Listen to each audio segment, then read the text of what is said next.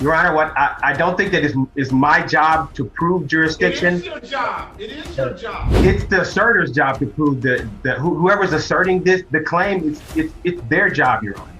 No, it's your job, sir. Your Honor, I object. For what? I don't have enough information to enter a plea, and that's one of my abilities is for me to know and me to understand and be able to make an informed plea. And I need more information. Your Honor.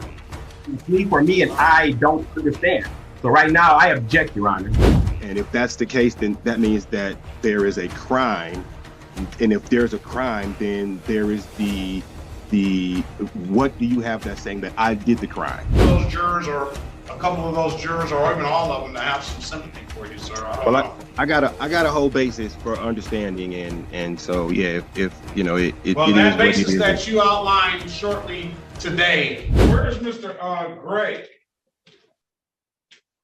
Mr. Gray is here. You got a long way to go on your license too, don't you? Yes.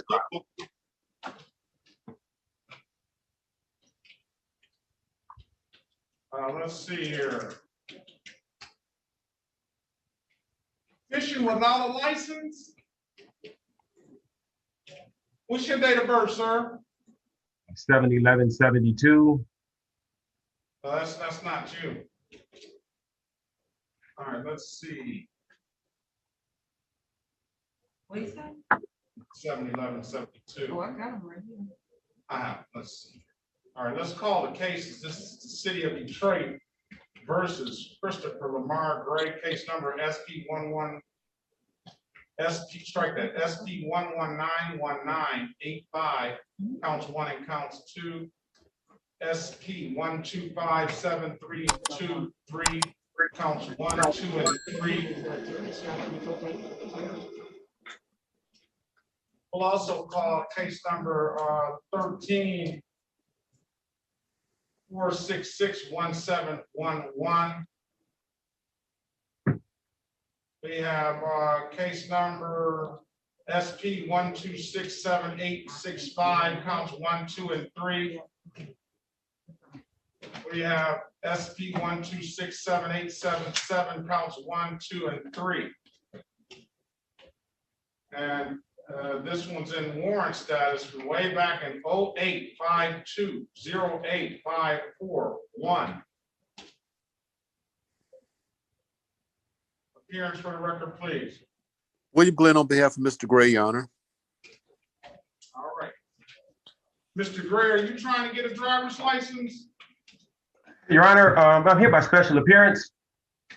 I knew that was coming. I knew that was coming. Go ahead. Yeah, I don't understand the nature of the case that's here in front of me. I don't understand. So you don't understand the nature of the case that's here in front of you. You don't understand that you got to have a driver's license to operate a motor vehicle on the roads of the state of Michigan. You don't understand any of that stuff. Your Honor, I don't understand the jurisdiction. I don't understand how I wound up here. I fail to understand. Well, I'll tell you how you wound up here. Well, I can probably, you know, I got a similar case, and this gentleman provided me with a motion the other day, and I'm reading the motion, and I'm reading the case law that he says is supporting the fact that the court doesn't have jurisdiction, that the state can't make you have a driver's license and things like that. And when you read the case law that he gives me, and it's probably going to be, if you did your own motion, it'd probably be the same case law that you would try to cite. It says exactly the opposite of what he is trying to purport. Okay, so what is the jurisdiction of the court, Your Honor? Go ahead. What is the jurisdiction of the court, Your Honor?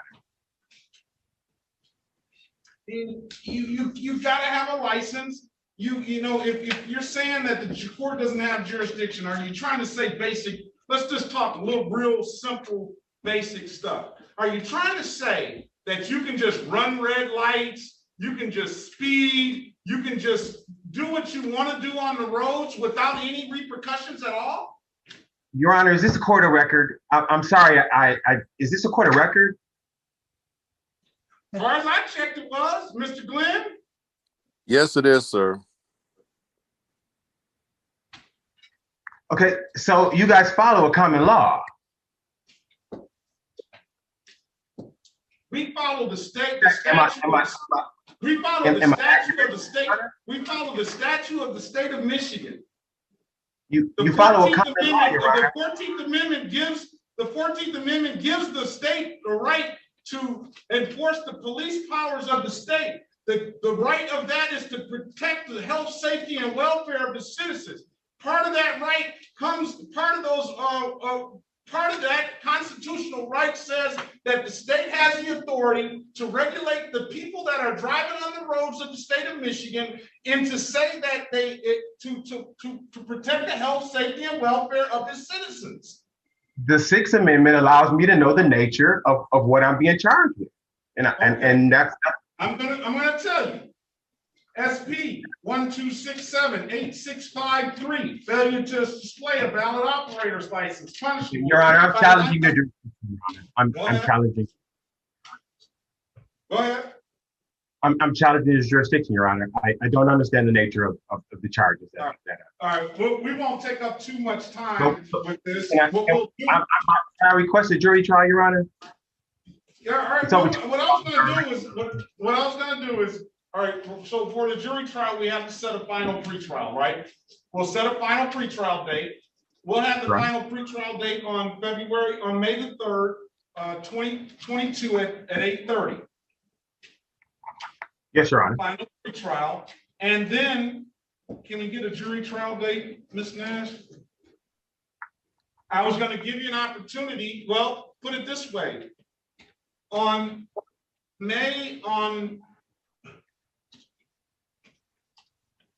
And for the record, Your Honor, please have the prosecutor put jurisdiction on the record for, if you could, Your Honor. Just let me know so that since we're in court of record. Well, if I have a signed complaint here, which I have a signed complaint, then that automatically puts the jurisdiction on the record. All right, I didn't get a copy of that, and if you have a copy, I'm going to need that to be signed under penalty of perjury, Your Honor. If it's an accusation against you, I'm going to need that. All right, give me an email address, sir. Yes, Your Honor. Detroit City Services. Is that Detroit spelled out? Yes, sir. cityservices@gmail.com. Email these tickets to this young man. I can't call him. He's a little older than I am. And yeah, I would just, if one of the things I request is, if I can just get that accusation with sworn penalty of perjury, that would be great. That's He got it. We'll give it to him again. I appreciate it. We're gonna give it to him again. You know something, and don't get me wrong. I respect the fact that you have that you want to fight this, but I would say from my experience, you're going about it all the wrong way. And I just ask you that basic question, you don't think that the police or that the state or that the ordinances have a right to stop people from speeding and running traffic stops? Because basically, with your logic that you're trying to purport, then nobody can get stopped for anything. Your Honor, no one was hurt. There is no injured party, Your Honor. And so upon my look of the law, and this is a court of record, and no one was hurt. And so we're following the common law. I understand that a lot of people don't understand how to function here, but since I do, well, then I want to exercise this right. I don't understand this, sir. All right, we'll let you. And the name and address of the prosecutor, Your Honor, please. Thank you. All right.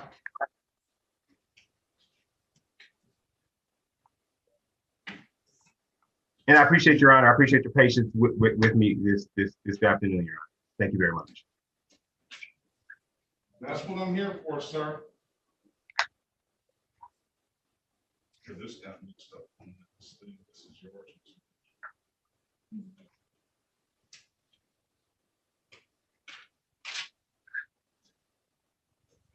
Can I file my pleadings with your clerk? Pardon me? Can I file my pleadings with your clerk of court? Your clerk of court. You gotta file the pleadings as the court rules say you're supposed to file the pleadings. Now, if we're gonna do this, we're gonna do it like the court rules say. And you gotta go, the court rules are all online on how you file the pleadings. And Thank you, Your Honor. You gotta serve one to the city attorney. You can serve the other one on the court through my clerk and the email address that she's gonna send you when she sends you those tickets. But if we're gonna play ball, sir, you're gonna have to know the rules of the game. Yes, sir. Yes, sir. I appreciate that. Thank you so much. So I'm gonna give you until what did I say? Final pretrial is May the 3rd, 2022 at 8:30 a.m. I'm gonna give you a jury trial on July the 5th, 2022 at 9 a.m. And I'm gonna give you until I would say the end of the day, April 29th. I mean, strike that, April 22nd, to have any motion that you have in that you want to be heard, because you're going to give me your motion. You're going to give me your motion on how the court has no jurisdiction over you. You're going to give me your motion on how the how all of this stuff, right? And have that in by the end of the day on April. Your Honor, what I don't think that is my job to prove jurisdiction. It is your job. It is your job. It's the assertor's job to prove that whoever's asserting the claim, it's their job, Your Honor. No, it's your job, sir. You're saying that the court has no jurisdiction over you. No. What I'm saying is that the court has to prove jurisdiction. That's what I'm saying. That's different. So, and what I'm saying is that the court needs to prove jurisdiction. Whoever asserted the claim has to prove the jurisdiction. Mr. Goss, are you on the line? Yes, Your Honor. All right. So he's going to say that you have to prove jurisdiction. And the jurisdiction is codified in the state of Michigan. So if he's arguing otherwise, that's his beliefs. And at trial, I will be stating the facts of the complaint. And there's, it's his assertions does not mean that they're correct, Your Honor. Right. Do I have the right to know the charges that are waged against me? The judge already gave you the charges. The charges that are waged against you. This is arraignment. Let's go through that right now. Let's go through that right now so we don't get this. So we don't hear this issue. Okay. We'll do that. Yeah. We'll do that right now. And you set a schedule, a discovery schedule, sir? I'm setting that now. Your motion is due April the 22nd, 2022 by the end of the day.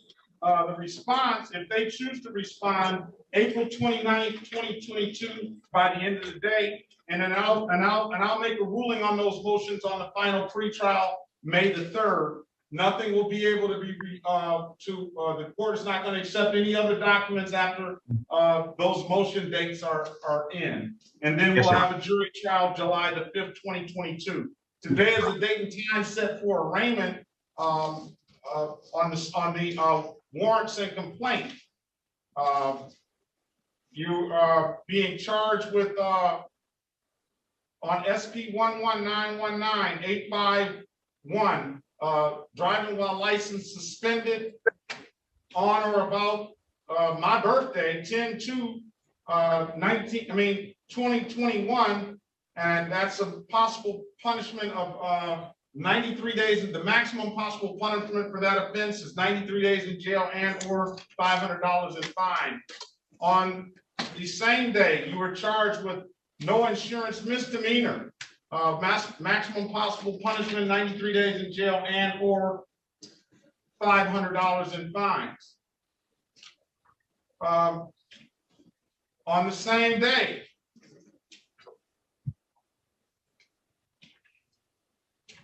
and around the same time, you were charged with. Yeah, I think they were the same. These were all issued by the same employee at the same time. Yeah, defective or improper turn signal. So you don't feel that you have to have a right turn, a good turn signal on your car either. That's a civil infraction, and that's a fine of up to $120. Defective brake lights. He doesn't feel you have to have defective brake lights. The police can't pull him over for defective brakes. I don't even have to go through these. These are civil infractions. Let's go to the misdemeanors. There's no. These are all criminal. I mean, these are civil. Yes, Your Honor. No criminal charges. These are criminal. I'm going through the criminal. I'm not going to go through the civil infractions. On or about 10/26/2021, in the city of Detroit, in the area of Mount Elliott and East McNichols, you are operating a vehicle. The allegation is you are operating a vehicle with no plates on your trailer. That's punishable by up to 93 days in jail and or $500 in fines.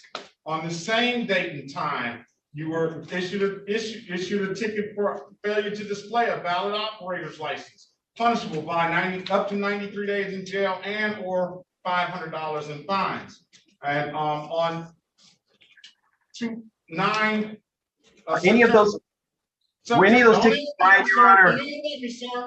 On September 4th, 2008, around 2:15 in the city of Detroit, you were stopped in the area of Martin Luther King and Rosa Parks for driving while licensed and not valid or improper. That's punishable by up to 93 days in jail and or $500 in fines, and that is in warrant status. Mr. Glenn, can you put your appearance on the record now, sir? Yes, Your Honor. William Glenn, House Counsel on behalf of Mr. Gray, or standby attorney on behalf of Mr. Gray. All right. What about the warrant, sir? What are we going to do with that? Your Honor, we would ask that the court set aside the warrants. All right. The court will set aside the warrants. The court will enter a not guilty plea on his behalf, and the court will issue a $0 personal. Your Honor, I object. Your Honor, I object. For what? I don't have enough information to enter a plea, and that's one of my abilities is for me to know and me to understand and be able to make an informed plea. And I need more information. Your Honor. The plea for me, and I don't understand. So right now, I object, Your Honor. Okay. My client stands mute to the charges. That means he doesn't say guilty or not guilty. All right. Well, and I'll plead innocent. Then I'll plead innocent. Well, that's what we just said. We enter a not guilty plea on your behalf, sir. All right. So we'll do that. You got the dates. You got properly arraigned. Are you satisfied, Counselor? Yes, Your Honor. All right. You got properly arraigned. You got the dates, sir. Good luck to you. I'll see you back on May the 3rd, 2022 at 8:30. Again, you got to figure out what's going on with this. I'll be pro per, Your Honor. All right. Have a great day, sir. Thank you. Have a great one. Thank you again, Your Honor. Bye. What is your date of birth, Mr. Gray? Good afternoon, Your Honor. 72 is my date of birth.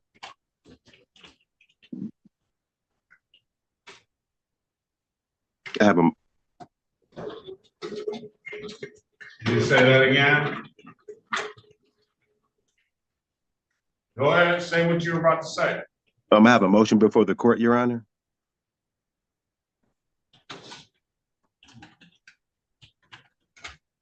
Let me first start. Do you need a lawyer, sir? No, Your Honor. City of Detroit versus Christopher Gray. State your name for the record, please. Christopher Lamar Gray. All right, today is the date and time set for a pretrial, and then there's warrants on the other matters. I'm gonna enter a not guilty plea on your behalf. I'm gonna give you a $0 bond. And I'll recall the warrants. What is your motion, sir?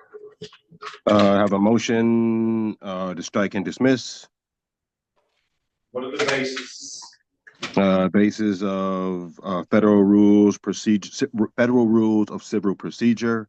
Number one, there's no claim. There's no ratification of the claim. There is a claim. There is a. You want me to read out I waived the reading of the information. You want me to read the allegations that have been made into the record? Do you need me to do that? No, I don't. No, I don't, Your Honor. I deny your motion on that basis. What else do you have to say? What else? You deny my motion because of what, Your Honor? Yes. There is no real. I deny your motion because there is a and this is criminal procedure, not civil procedure. But I denied your motion because there is an allegation here. You're saying, Your Honor, you're saying this is a criminal matter? Yes. Okay, well then we need the corpus delicti. And so that's what I'm asking for. If there was a criminal matter, basically what you're telling me is that something has happened, someone has either been damaged or someone has been or either someone has been damaged or someone has something has been come up missing. And if that's the case, then that means that there is a crime. And if there's a crime, then there is the what do you have that's saying that I did the crime? What you're saying that I created this crime that hurt this person, and if I hurt this person and I created the crime, then you are the third thing that you have to have is the identification of the person. You have the identification of the person, which is me, but you don't have a person saying that they were hurt or damaged, or the crime that's saying what I did to hurt or damage the person. So how do you have a crime? Okay. You went to law school? No, Your Honor, I have not. And where did you get that? Where did you get that from? Where did you learn all that? I've been studying for quite some time, trying to understand what's going on. I have a different perspective as to what's being said that happened. I'm understanding more the procedure that is necessary for a crime to go for them to bring a crime forward. I'm understanding that a bit more. And where did you get that understanding? I've done some Cornell law studies. I've also sat down with a couple of friends who have had some issues. I picked up wherever I could, just started to study the law, just started to go back through Cornell law, started to figure out what was going on and to understand the nature of how crimes, what a crime is and everything else. So just a course of me searching it out. And you're citing Cornell law for all of that you just said to the court? No, what I did, Your Honor, was I realized that one of the biggest portions that you have to have is you have to have the corpus delicti. And that is in when you're being charged criminally. What is a corpus delicti? What do you mean, what is the corpus delicti? What is your understanding of what corpus delicti is? That is the corpus delicti is the law that's saying that there is a crime that's being committed. So in order to do that, you have to show the corpus delicti, which is you saying this is what happened. This is how this person was damaged. So, there is so no the person officer on this day, on these dates, because I got a lot of them, said that I you object. drove. I object. Don't The officer works. Don't interrupt Okay, me. I apologize, Your Honor. I apologize, Your Honor. My apologies. The officer says that you drove a vehicle that wasn't registered and wasn't titled, or titled and or untitled, that you drove without a valid driver's license, that you drove without valid insurance. Again, on a different occasion, they allege that you drove without a valid driver's license and no insurance. And then on a different occasion, they allege that you drove without unregistered or untitled or both, and drove without a valid driver's license, repeat offender, that you failed to have a trailer plate, and that you failed to secure a load on your vehicle. And on another occasion, on the same occasion that you failed to secure, that they allege you failed to secure the load, failed to have a trailer plate on your vehicle, that you didn't provide a valid driver's license. So those are the crimes. And in state of Michigan, whether you agree or not, they are crimes. So based on your motion and all of that stuff you talk about, corpus delicti and things like that, the court denies the motion. Okay, based on those reasons I just said. Now, how do you want to move forward?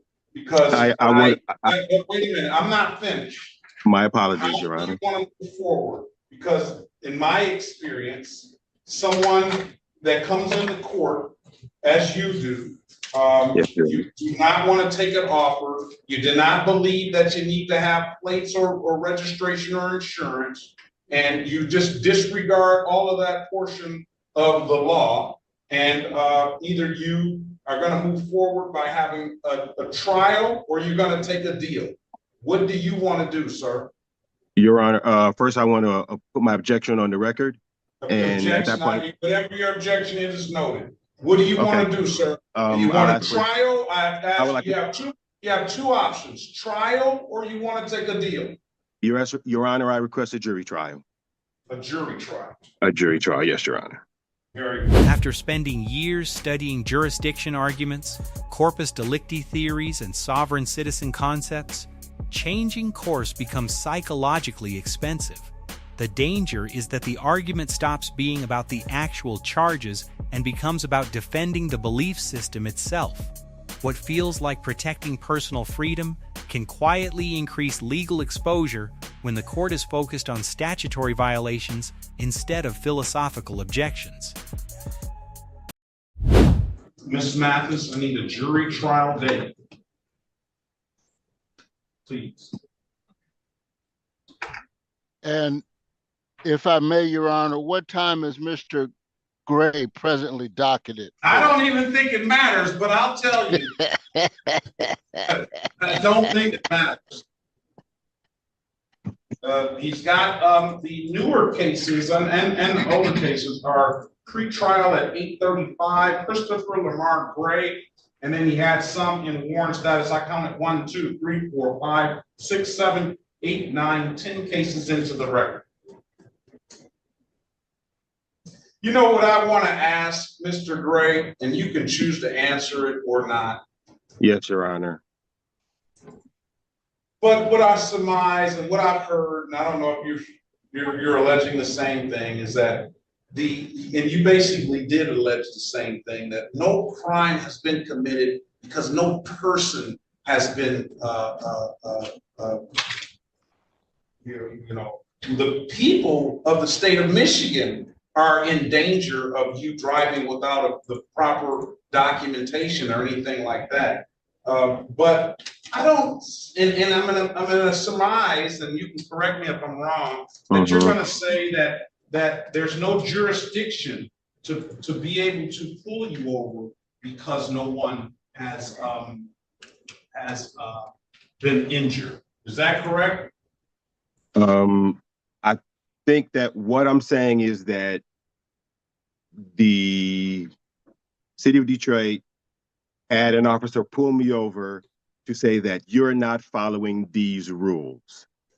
And my stance is, okay, well, then that's fine. If we're following rules, then therefore, let me make sure that you as well as are following the rules, because if I don't do that, then freedoms are lost.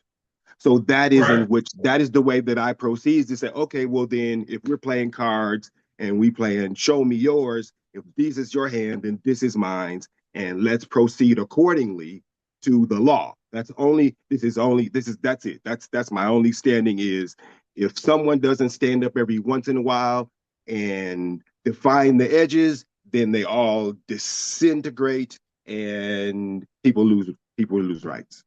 And you know something? With that being said, I would agree with you 1,000%.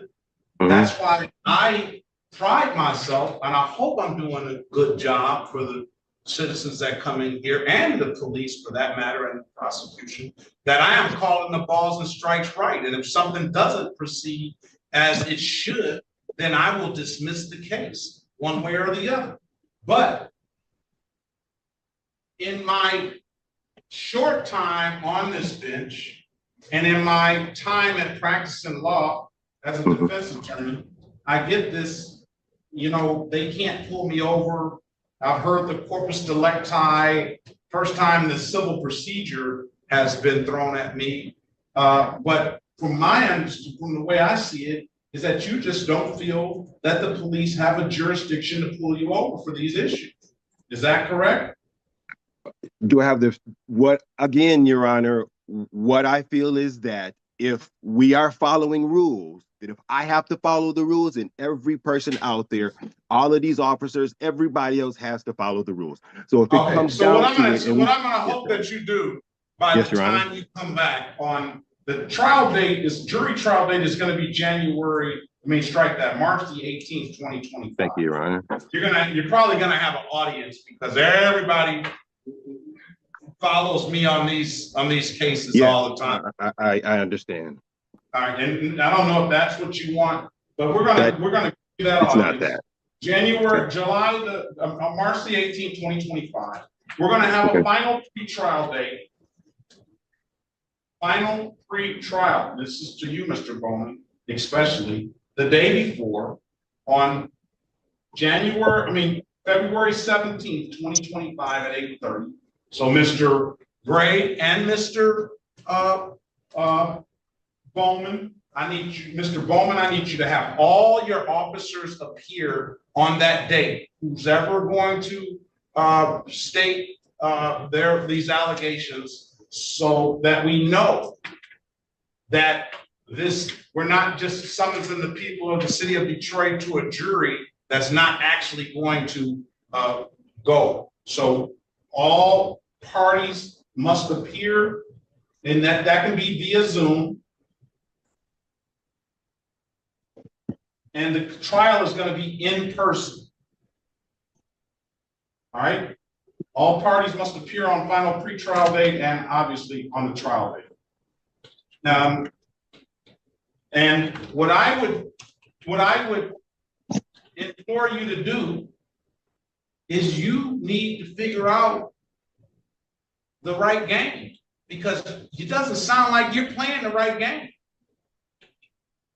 I understand, Your Honor. I appreciate, first and foremost, let me say, I appreciate the dialogue. I appreciate you sitting here and engaging with me at this level.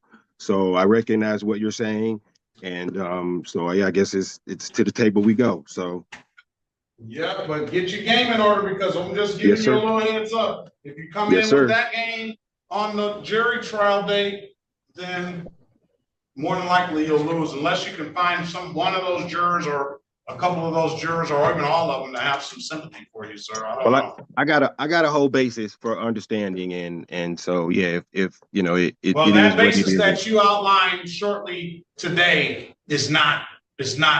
What was flawed in my what was flawed, Your Honor? What is we flawed already in discussed it. We already discussed it. The federal rules of civil procedure that you brought up as a motion to dismiss, not the right basis. The corpus delicti, they do have a corpus delicti. They do have a crime that they say has been committed. And if you read the MCL, the Michigan court rules, and the Michigan statutes, then you'll see those crimes outlined there. They have them on the tickets. They got the statute numbers that are on the tickets. So that's not the right basis. So you're in a whole different ball game, and you need to come on to this ball game here. Okay. All right. Okay.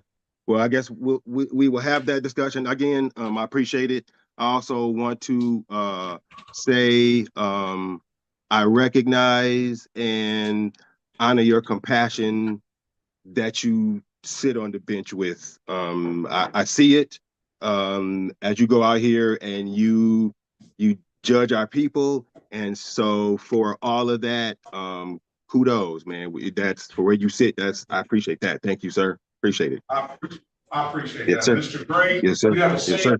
happy holiday season, sir. And You as well. best of luck to you. I'll see you back on March the 17th, 2025 at 8:30 for a final pretrial. And let me say this, let me add to the record. Yes, Your Honor. If there's any motions, those motions need to be in 10 writing. days, within 10 days. Let's put that on the record to a motion date. Those motions need to be in writing. Have those motions to the court by February 14th, 2025. And the response will be February 21st, 2025. And I'll rule on those motions on the final pretrial date of 3/17/2025. Again, all parties must appear, Mr. Golden, all right? This case highlights a pattern that appears in many sovereign citizen proceedings. The disagreement is rarely about what happened. The disagreement is about what authority the court has to address it. Throughout these hearings, the court repeatedly returned to the same point.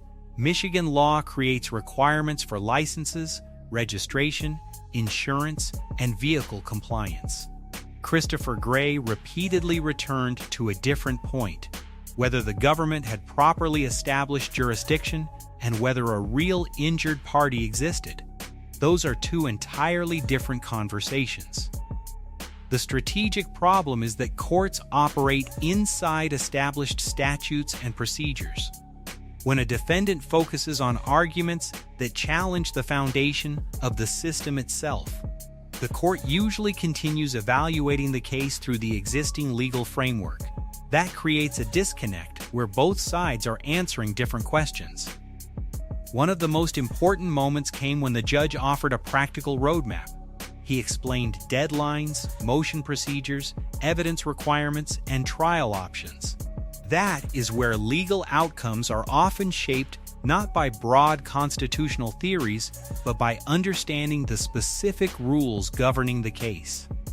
The hearing also shows how accountability works in stages. First comes the allegation, then the opportunity to challenge it, then the requirement to support that challenge with legally recognized arguments and evidence. Missing any of those steps can weaken a position regardless of how strongly a person believes in it. In the end, the central issue was never whether rights matter. The issue was whether the arguments being presented matched the legal battlefield where the dispute would actually be decided. Sometimes, the biggest consequence in court comes from fighting the wrong fight.